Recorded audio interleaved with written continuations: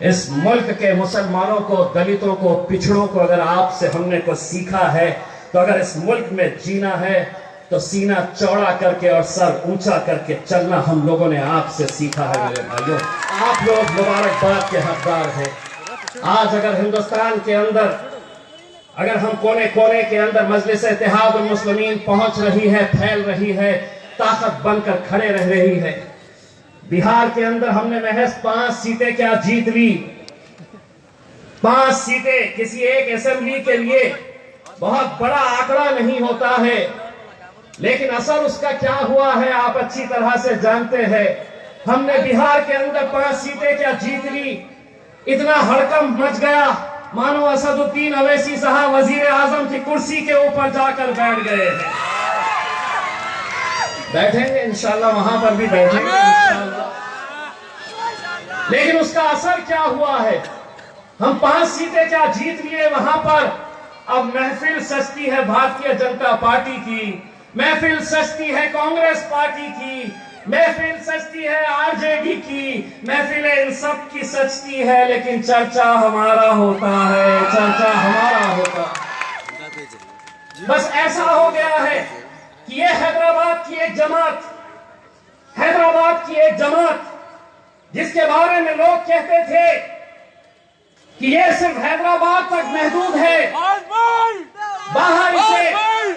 बाहर इसे कोई जानता नहीं, कोई पहचानता नहीं।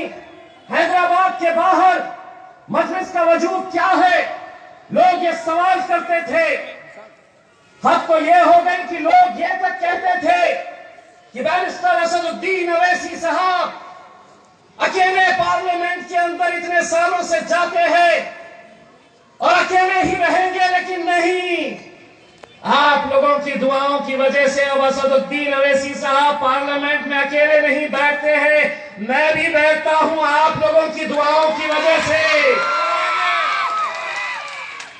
और इतने घबराए हुए हैं, सोचते थे कि नहीं ये तो अकेले रहेंगे।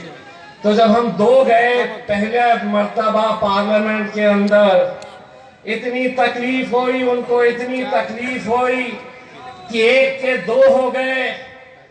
तो जिस दिन पहला दिन था, मुझे मालूम है नरेंद्र मोदी साहब ने अमित शाह से हम दोनों को देखकर क्या पूछा था जानते हैं? अरे ओ सांबा, अरे ओ सांबा, कितने आदमी है रे? तो सांबा ने जवाब दिया, साहब है तो 2 लेकिन 200 पे भारी है। अल्हम्दुलिल्लाह ये शुरुआत हुई। और जब मैंने पार्लियामेंट के अंदर पहला भाषण दिया तो एक भाजपा का एमपी बोला, पहले वो तो बोलते थे अब तुम भी बोलेंगे। मैंने कहा मजलिस इत्तेहाद उल मुस्लिमीन गूंगे मुक्के बहरों की जमात नहीं है, बोलने वालों की जमात है, और हम बोलेंगे, डटकर बोलेंगे। पहले तुम बोलते थे, हम सुनते थे, अब हम बोलेंगे और तुम्हारे बाप को भी सुनना पड़ेगा। कब तक ये खामोश मिजाजी तुम्हें जीने नहीं देगी। इस दौर में जीना है तो कोहराम मचा दो। सुना है अमित भाई चले गए, मैं अमित भाई कह रहा हूं, वरना हैदराबाद की हमारी एक बहन ने कुछ अलग नाम दी थी, मैं नाम नहीं देने वाला, मैं नहीं बोलने वाला हूं। वरना ये बैठे हुए हैं सामने लेकर इस नए की अब बनाते तब बनाते, क्या बोली थी मुझे नहीं पता। ठीक है मेरे भाइयों, मैं आप लोगों से सिर्फ इतनी इल्तिजा करने के लिए आया हूं। ये इलेक्शन और पहले के इलेक्शन में जमीन और आसमान का फर्क है। आपने देखा होगा कि इस इलेक्शन के अंदर जिस तरह की ताकतें इकट्ठा हो गई, हर एक का मकसद यही है कि मजलिस इत्तेहाद और मुस्लिमीन के घर के अंदर अगर हम उन्हें कमजोर कर देंगे, अगर अपने घर के अंदर इन्हें हम खत्म कर देंगे, तो हम आगे का सपना, एक ख्वाब जो देख रहे हैं आप लोगों के लिए, चाहे वो पश्चिम बंगाल हो, उत्तर प्रदेश हो या देश के कोने कोने में, वहां पर जाने के लिए।